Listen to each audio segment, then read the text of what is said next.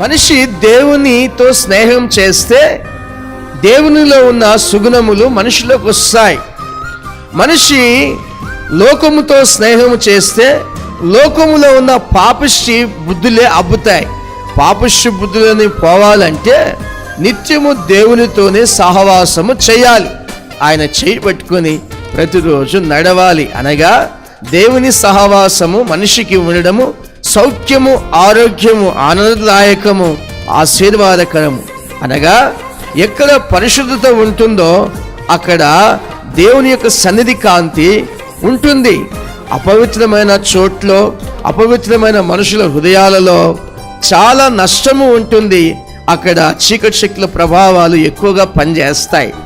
కొన్ని ఇళ్లలో దేవుని యొక్క సన్నిధి కాంతి లేకుండా పోవడానికి కారణం ఏంటంటే ఆ ఇండ్లలో ప్రార్థన లేకపోవడం, వాక్యం చదవకపోవడము, దేవుని యొక్క భయము ఆ కుటుంబానికి లేకపోవడం.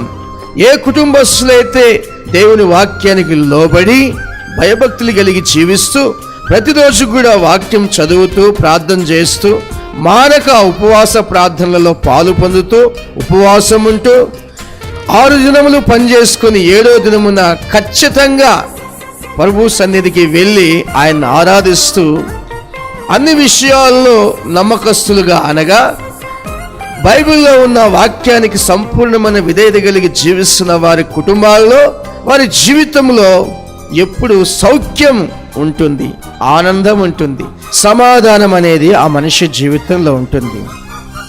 మనిషి ఎంత డబ్బు పెట్టి కొనాలనుకున్నా సమాధానాన్ని కొనలేరు.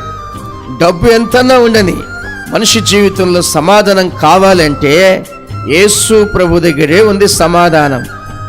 ఆయనే సమాధానం. లేఖనాల్లో రాయబడిన మాట ఏంటంటే యేసు ప్రభు గురించి ఆయన సమాధానకర్త